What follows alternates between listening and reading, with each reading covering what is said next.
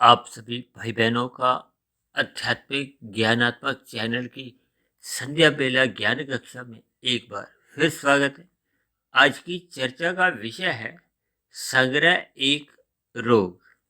देखिए, आज के इन शब्दों को हमने काले रंग से दर्शाया और काले रंग से दर्शाने का अभिप्राय क्या है कि ये अपने आप में ये तमोगुण की एक मोहर की पुष्टि करता है, क्योंकि तमोगुण अज्ञानता का प्रतीक है। इसको हम देखिए काले रंग से दर्शाते हैं। इससे बचने की बार बार हम आपको शिक्षा देते हैं, सलाह देते हैं कि मनुष्य को तमोगुण से बचना चाहिए। इसका अभिप्राय इतना ही है कि हमें देखिए इसका एक मर्यादा में नींद लेने तक का ही संग करना होता है। अन्यथा तमोगुण का संग आपके हमारे जीवन में देखिए कोई एक उन्नति का सूचक नहीं है। जिसके जीवन में भी देखिए तमोगुण की प्रधानता होने लगती है, वो अपने मिले हुए जीवन को बिगाड़ता जाता है। बिगाड़ने का अभिप्राय क्या है कि उसके द्वारा सहज ही पाप कर्म होने लगते हैं।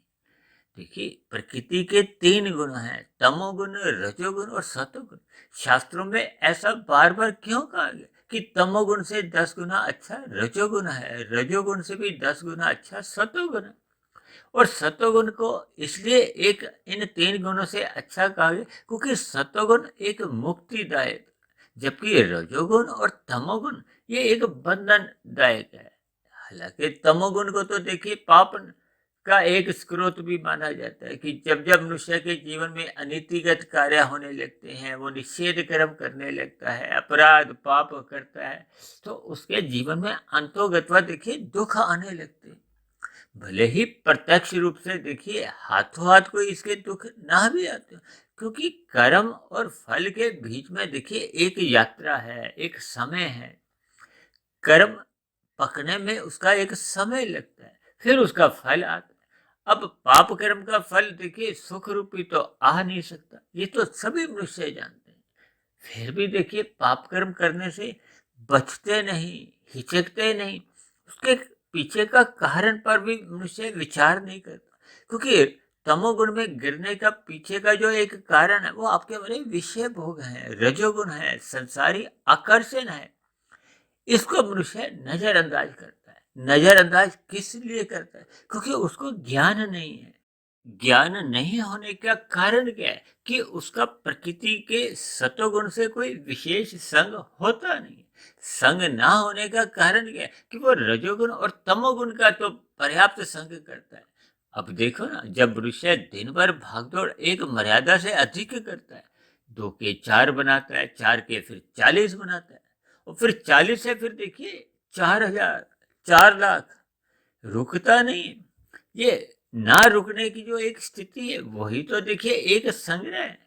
देखिए, एक होती है स्थिति लाभ के लिए। लाभ का अभिप्राय क्या है कि आपके हमारे जीवन की आवश्यकताओं की पूर्ति के लिए हमें धन चाहिए।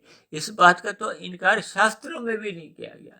और अभी तक की हमारी जो 1200 से अधिक वीडियो बनी है, हमने भी कभी इस पर देखिए कोई मना नहीं किया, क्योंकि आपके हमारे जीवन की देखिए कुछ आवश्यकताएं हैं। उन आवश्यकताओं की पूर्ति के लिए हमें धन चाहिए। धन कमाने के लिए हमें पुरुषार्थ करना होता है। तभी तो शास्त्रों में देखिए 4 पुरुषार्थ कहे गए। वैसे तो देखिए 3 पुरुषार्थ हैं, वो 4 नाम, तो चौथा तो एक लक्ष्य है। लक्ष्य क्या है? वो मोक्ष। देखिए, धर्म प्रथम स्थान पे रखा गया। धर्म का अभिप्राय देखिए सतोगुण से होता है, कोई तमोगुण से नहीं होता। धर्म का अभिप्राय देखिए प्रकाश से है, सतोगुण से है, परमात्मा से जोड़ा जाता है। क्योंकि जब तक हम देखिए धार्मिक नहीं बनते, तो फिर आपके हमारी आध्यात्मिक उन्नति आरंभ होने की कोई स्थिति ही नहीं बनती। ये धर्म एक नींव है। अब नींव जब तक हम तैयार नहीं करते, तब तक देखिए उसके ऊपर कोई भी इमारत खड़ी हो ही नहीं सकती। ये इमारत क्या है? ये आध्यात्मिक उन्नति की जो हम इमारत मनुष्य जोनि में खड़ी कर सकते हैं, जो आपकी हमारी एक शुद्ध कमाई है। मनुष्य इस बात को स्वीकार नहीं करता। मनुष्य केवल धन धन धन, सारा दिन देखिए धन को ही एकत्रित करते हुए वो अपने जीवन का अनमोल समय यूं ही बिता देता है। अब देखिए, धन कमाने से तो प्रकृति भी मना नहीं करती, कानून भी आपको कोई रोक टोक नहीं करता। आप दिन भर देखिए 4 घंटे की जगह 8 घंटे काम करो, 8 घंटे की जगह यदि आप 12 घंटे काम करते हो, 14 घंटे काम करते हो, 16 घंटे काम करते हो, तो कानून भी आप पर कोई रोक नहीं लगाता, कोई कानून की बंदिश आपको कोई रोक नहीं देती कि आप इससे अधिक धन कमा नहीं सकते। क्योंकि सरकार को तो केवल इतना ही है कि आप कमाए गए धन पर जो कानून में उसका एक आयकर है वो आपको देना है। और परमात्मा भी देखिए, परमात्मा की जो एक व्यवस्था है प्रकृति, उसमें भी अधिक रजोगुण यदि आप इकट्ठा करते हो तो प्रकृति भी आपको दंड नहीं देती। दंड कब देती है? जब आप प्रकृति के पदार्थों का जो आप संग्रह करते हो वो अन्य लोगों के साथ छल कपट ठगी यानी कि अनीतिगत कार्यों से करते हो। क्योंकि शास्त्रों में कहा गया है कि आपको रजोगुण धर्म की मर्यादा से रखना है, धन धर्मानुसार कमाना है। भले ही आपकी जो कामनाएं हैं, देखिए कोई दाल रोटी खाता है, कोई दाल रोटी में देखिए 2-2 3-3 सब्जियां के साथ खाता है, कोई खीर पकोड़े खाता है। किसी भी तरह के यदि आप अपने भोग बढ़ा भी लेते हो तो इसमें प्रकृति भी आपको कोई दंड नहीं देती। वो तो अलग बात है कि जब आप राजसी पदार्थों का अधिक एक ग्रहण करते जाते हो तो आप में प्रमाद आने लगता है। आपके जो शरीर की जो एक शारीरिक स्थितियां हैं वो कुछ रोगों को उत्पन्न करती है। अब रोग भी देखिए राजसी भोजन के कोई हाथों हाथ नहीं आते, हाथों हाथ कोई स्थितियां बनती ही नहीं है। अगर हाथों हाथ ही इनकी स्थितियों का कुछ एक जन्म होता तो हो सकता है जो एक सतयुग से जो त्रेता की स्थिति ही बन नहीं पाती। देखिए ये सभी स्थितियों को हमें ज्ञान पूर्वक समझना चाहिए। जब जब मनुष्य देखिए किसी भी पाप कर्म में लिप्त होता है उसका फल उसको हाथों हाथ आता नहीं है। हाथों हाथ जिन जिन कर्मों के देखिए पाप कर्मों के या किसी भी कर्म का फल हाथों हाथ आता है उससे तो मनुष्य बचता है। अब देखिए कोई जहर तो नहीं खाता, अब जहर का क्योंकि लगभग तुरंत ही फल आता है। तुरंत फल आने का अभिप्राय क्या है कि मनुष्य को मालूम है कि वो जहर खाते ही मृत्यु को प्राप्त हो जाए, इसलिए बचता है। अब देखिए ना, संसार में कितने ही तामसी पदार्थों पे लिखा हुआ है ये आपके स्वास्थ्य के लिए हानिकारक है और मनुष्य इसको एक स्वीकार भी करता है क्योंकि बुद्धिमान है, पढ़ा लिखा है, लेकिन फिर भी खाने से परहेज नहीं रखता। उसके पीछे का कारण क्या है? क्योंकि उसका जो एक प्रभाव है वो धीरे धीरे आपके बड़े स्थूल शरीर को नष्ट करता है, हाथों हाथ नष्ट नहीं करता। जो जो स्थितियां देखिए हाथों हाथ दुख देती हैं, अब आग जल रही हो तो कोई मनुष्य अपनी उंगली उसमें नहीं डालता। क्यों? क्योंकि हाथों हाथ उसको कष्ट होता है, उसका हाथ जलता है, उसको पीड़ा होती है। उसी तरह देखिए मैंने आज की वीडियो का नाम संग्रह एक रोग क्यों दिया है? ये रोग देखिए आरंभिक स्थितियों में मनुष्य को पता नहीं चलता, जबकि देखिए शास्त्रों में तो सभी स्थितियों का एक पहले ही अर्थ समझा दिया गया। तभी तो शास्त्रों को देखिए एक कुंजी भी कहा जाता है। बल्कि मुझे तो ध्यान आ रहा है लगभग हमने 8-10 महीने पहले एक बड़ा वीडियो बनाया था, शास्त्र एक कुंजी। ये आपके हमारे मार्गदर्शक है।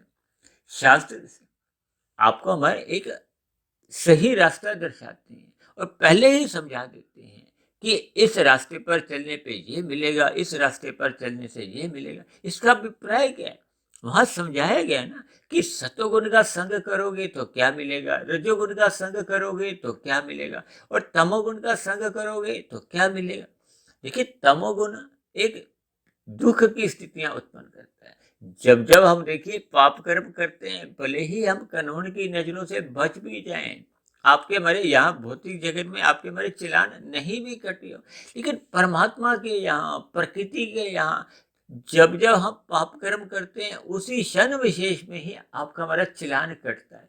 वो चलान देखिए आपको मिलते मिलते देखिए 10 दिन लग सकते हैं, 10 साल लग सकते हैं, 10 जन्म भी लग सकते हैं।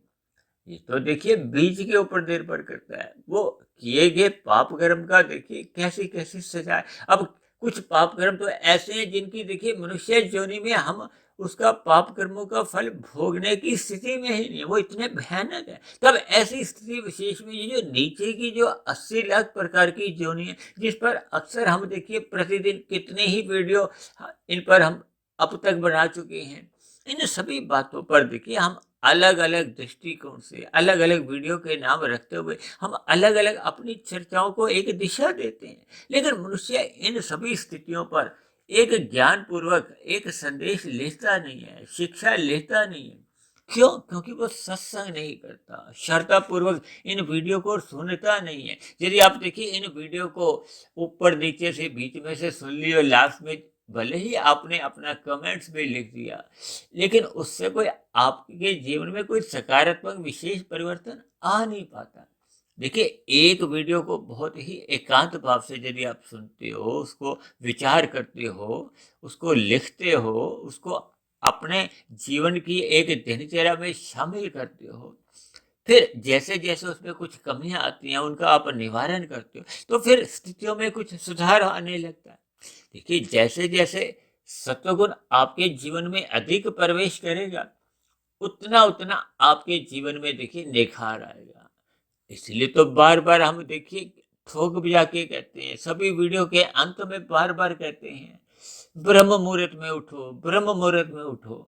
क्योंकि बार-बार शास्त्रों में कहा गया है, तमोगुण से 10 गुना अच्छा रजोगुण है, रजोगुण से 10 गुना अच्छा सतोगुण है। और ये ब्रह्म मुहूर्त की जो एक स्थिति है, वो सतोगुण की एक शुद्धतम अवस्था है। जब उस समय विशेष में उस गुण का एक शुद्धतम स्वभाव होता है, वो गुजरे हुए तमोगुण से भी प्रभावित नहीं होता और आने वाले रजोगुण से भी कुछ कमजोर नहीं होता। तो इसलिए इस स्थिति विशेष का हमें लाभ उठाना चाहिए, क्योंकि हम सभी भाई बहन देखिए जितना जितना ब्रह्म मुहूर्त का लाभ उठाते हैं, उतना उतना आपके जीवन में देखिए सात्विक स्थिति मजबूत होने लगती है। मनुष्य का फिर रजोगुण एक मर्यादा में रहता है और तमोगुण में गिरने की उसकी संभावना समाप्त हो जाती है। देखिए मैं पिछले 22-25 वर्षों से ब्रह्म मुहूर्त में उठता आया हूँ और मैं तो देखिए इस ब्रह्म मुहूर्त में भी लगभग देखिए उससे भी 1, 2, 3 घंटे पहले उठने की स्थिति में भी आ जाता हूँ। तब ऐसी स्थिति विशेष में मेरा एक प्रयास होता है कि वो जो ब्रह्म मुहूर्त का जो एक समय है, उसको जितना अधिक हम बड़ा कर सकते हैं, उतना आपके हमारे जीवन में हम देखिए अधिक लाभ कमा सकते हैं। देखिए एक मैंने वीडियो बनाई थी ना, परमात्मा को ब्रह्म मुहूर्त में ही लूटा जा सकता है। तो देखिए परमात्मा को हम जितना अधिक लूट सकते हैं, हमें लूटना चाहिए। परमात्मा स्वयं लूटने के लिए आते हैं।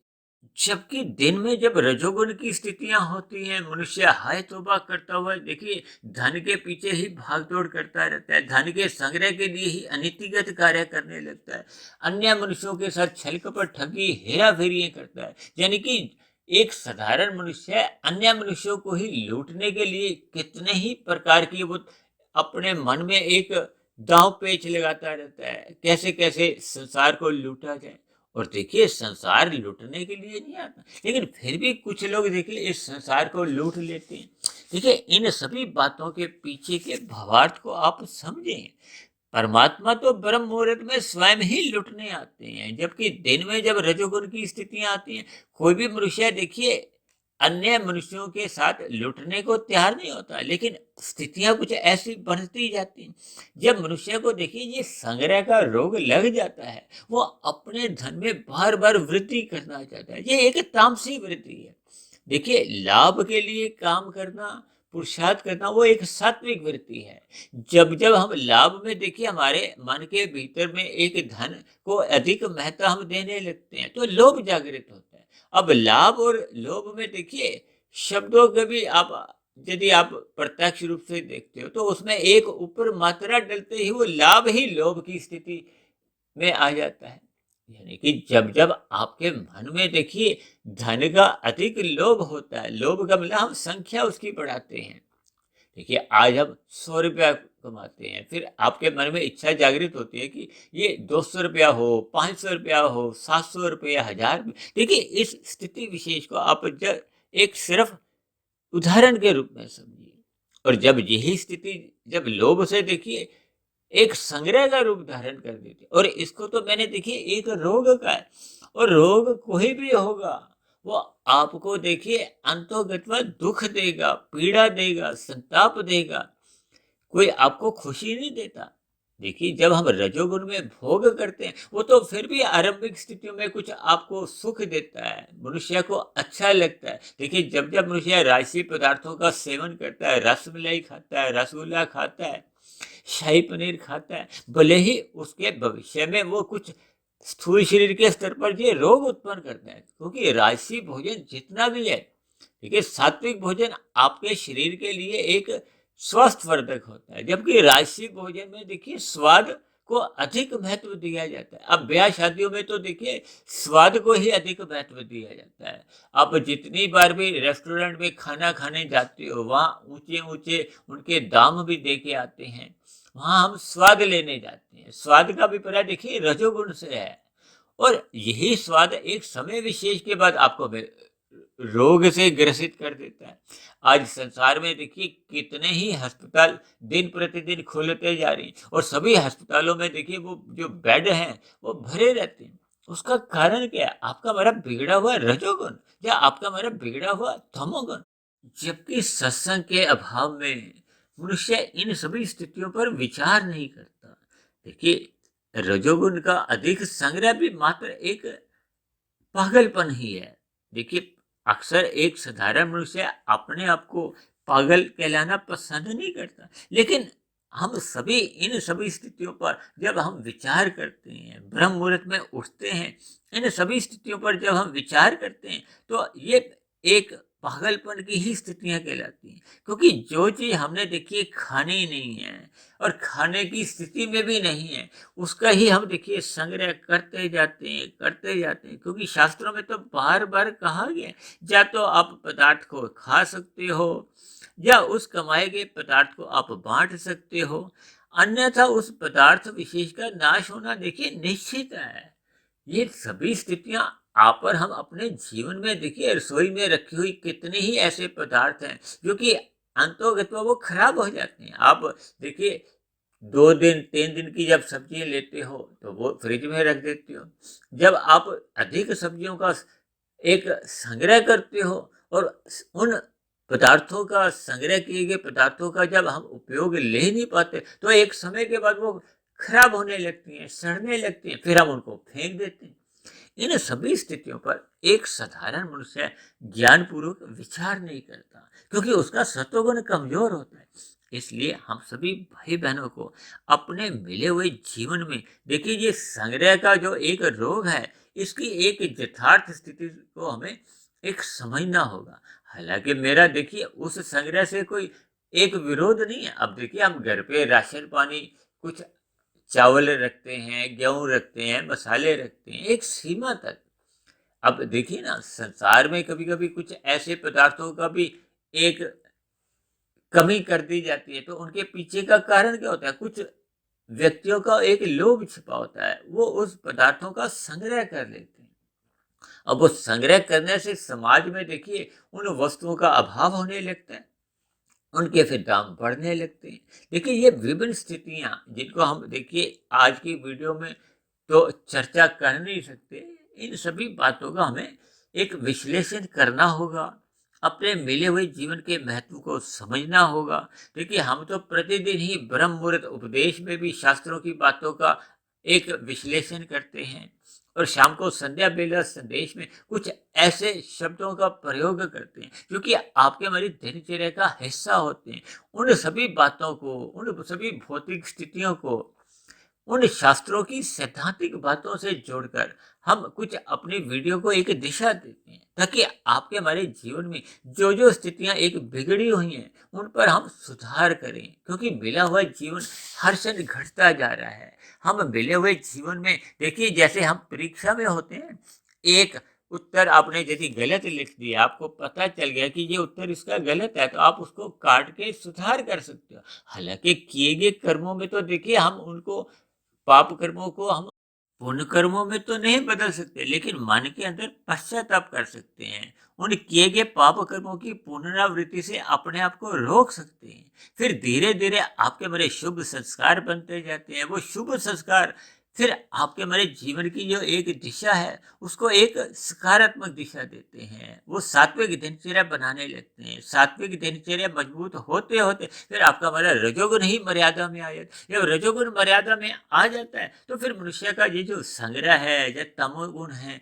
ये सभी जो अनीतिगत कार्यों से जो एक तामसी स्थितियाँ उत्पन्न होती हैं, उससे मनुष्य फिर बच जाता है। तो ऐसी सभी शुभ स्थितियाँ हम सभी भाई-बहनों के जीवन में तभी बन पाती हैं, जब हम सत्संग करते हैं, परमात्मा को अपने जीवन को पाने का एक लक्ष्य बना लेते हैं, ब्रह्म मुहूर्त में उठने का अपना संस्कार जगाते हैं। तब ऐसी स्थिति आपके हमारे जीवन में जब निरंतर बनी रहती है, तो फिर आपका हमारा रजोगुण मर्यादा में आ जाता है। आपकी हमारी भोग इच्छाएं एक सीमा में सिमटने लगती हैं, तो फिर आपका हमारा तमोगुण में गिरने का एक प्रश्न ही नहीं उठता। तो ऐसी सभी शुभ स्थितियां हम सभी भाई बहनों के जीवन में भी बने, ताकि ये जो संग्रह है ये एक रोग को उत्पन्न ना करे, क्योंकि रोग किसी भी स्तर पर होगा वो अंतोगत्वा एक दुख को उत्पन्न करेगा। क्योंकि ये संग्रह ही देखिए, जब आपका हमारा पाप कर्मों का संग्रह बढ़ता जाता है, तो ये आपके हमारे संचित कर्मों में असंतुलन ले आता है, और बढ़ने के बाद फिर नीचे की जो एक तामसी जोनी है उसमें जाने को हमें विवश कर देता है। अक्सर इन बातों पर देखिए मनुष्य चिंतन नहीं करता। आपके हमारे जीवन में देखिए ये नीचे की जोनियों के कितने ही जीव आपके हमारे संपर्क में आते हैं, लेकिन हम उन पर विचार नहीं करते। वो सभी तामसी जोनियों के जीव भी देखिए कभी ना कभी किसी ना किसी युग में आपके हमारे जैसे एक मनुष्य योनि में थे। उनके द्वारा जब पाप कर्मों का कर्माशय अधिक बढ़ गया था, क्योंकि मनुष्य योनि तो देखिए मरने के बाद पुनः तभी मिलती है जब संचित कर्मों में पाप और पुण्य कर्मों की एक कम से कम बराबर की स्थिति होती है, जब पुण्य कर्मों की अधिकता होती है। अब हम वर्तमान मिले हुए जीवन में जब हम मनुष्य योनि में हैं, तो इसका अभिप्राय क्या है कि जन्म के समय यानी कि माता के गर्भ में आते समय आपके हमारी ये संतुलन की स्थिति थी, लेकिन वर्तमान मिले हुए जीवन में यदि हम इस स्थिति में बिगाड़ ले आते हैं, हम पदार्थों का अनीतिगत संग्रह करने लगते हैं, तो फिर आपका हमारा ना चाहते हुए भी वो एक पाप कर्मों का कर्माशय बहुत अधिक तेजी से बढ़ने लगता है। देखिए इस पर भी हमने अलग अलग स्तर पर बहुत सी वीडियो बनाई है, तो आप उन सभी वीडियो को भी देखिए। एक प्लेलिस्ट पर जाकर आप उन पर एक सुनते हुए उस पर चिंतन कर सकते हैं। देखिए मनुष्य एक मननशील प्राणी है। जितना अधिक वो मनन करेगा, चिंतन करेगा, उतना ही उसके जीवन में सकारात्मक परिवर्तन आने लगेंगे, और उसके जीवन में एक सात्विकता बनने लगती है। सात्विकता बनने से ही हम अधोगति से बच सकते हैं। तो ऐसी सभी शुभ स्थितियां, यानी हम संग्रह से उस सीमा विशेष से अवश्य ही बचें जब वो एक रोग को उत्पन्न करता है। यानी हम सभी भाई बहनों को अपने मिले हुए जीवन में सत्संग करते रहना होगा, ताकि हम सभी भाई बहन किसी भी प्रकार के रोग से कहो, बुराई से अवश्य ही बच सकें, और मिले हुए जीवन का हम सदुपयोग करते हुए परमात्मा से जुड़ें। तो ऐसी सभी शुभ स्थितियां आप सभी भाई बहनों के जीवन में भी बने। इन्हीं शुभकामनाओं के साथ आज की चर्चा विशेष को यहीं विश्राम देते हैं। कल सुबह फिर मिलते हैं ब्रह्म मुहूर्त उपदेश कक्षा में। तब तक आप अपने आध्यात्मिक मित्र सुधीर भाटिया फकीर को इजाजत दें। आप सभी भाई बहनों को बहुत बहुत शुभ रात्रि, और सुबह ब्रह्म मुहूर्त में उठने के लिए मेरी ओर से आप सभी भाई बहनों को बहुत बहुत शुभकामनाएं।